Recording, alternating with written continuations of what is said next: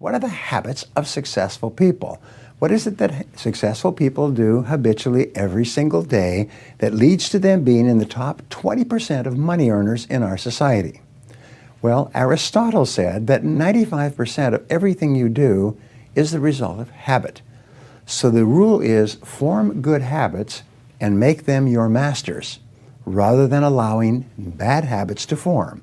In fact, the other rule says this, is that good habits are hard to form, but easy to live with.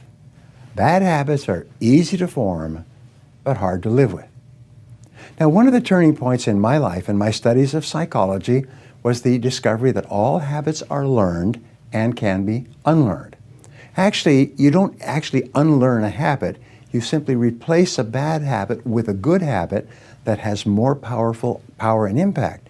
And how do you develop a good habit? You develop a habit by repetition. Almost everything you do from the time you get up in the morning is habit. So start to think about yourself. What would be the best habits to have? Now, I have written a book called $1 Million Habits. It has 12 chapters, 12 critical areas of life.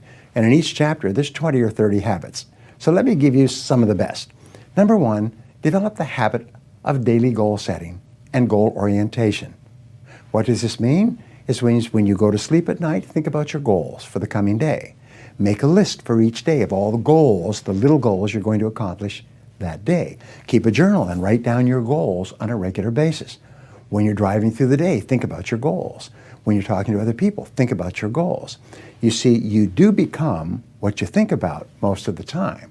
You do achieve what you think about most of the time. So all successful people and all wealthy people think about their goals most of the time. Second of all, be results-oriented.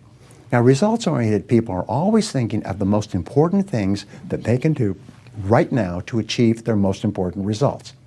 Successful people make a list of everything they have to do, and before they start working, they set priorities on the list. Here's a great way to become result-oriented. Actually, it's life-changing. Ask yourself, once you have your list for the day, if I could only do one thing on this list before I was called out of town for a month, what one activity would I want to be sure to get completed? And put a circle around that and start on that activity immediately, first thing, and then discipline yourself to work nonstop until you complete that one activity. This simple technique has taken people from rags to riches all over the world for at least 100 years. Pick your most important task and start on it immediately, and then discipline yourself to stay with it until it's complete. Another habit that you can establish is to become people-oriented. Recognize that everything that you achieve in life is going to be with the help or support or cooperation of other people. So always think, what is it that other people want and need from me? How can I help other people so they'll want to help me back? If you're in sales, top salespeople think about their customers all the time. They think about who their customers are and what their customers want and how they can help them the most and how they can help them even more today.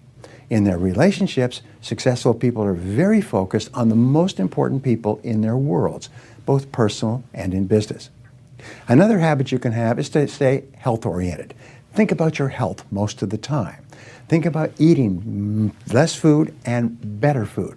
Think about daily exercise. Think about getting lots of rest.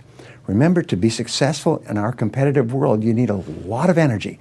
To have a lot of energy, you've got to eat good foods, get lots of rest, and exercise all the time. One of the most important habits is that of character and honesty, is always tell the truth no matter what the price. And the final characteristic, the final habit, is that of self-discipline. And I have written and spoken upon this for years and years and years, but self-discipline seems to be the foundation habit that makes everything else possible. And the best definition of self-discipline is that self-discipline is the ability to make yourself do what you should do, when you should do it, whether you feel like it or not. You see, anybody can do it if they feel like it. It's when you don't feel like it and you do it anyway that you eventually develop the self-discipline that makes everything else possible.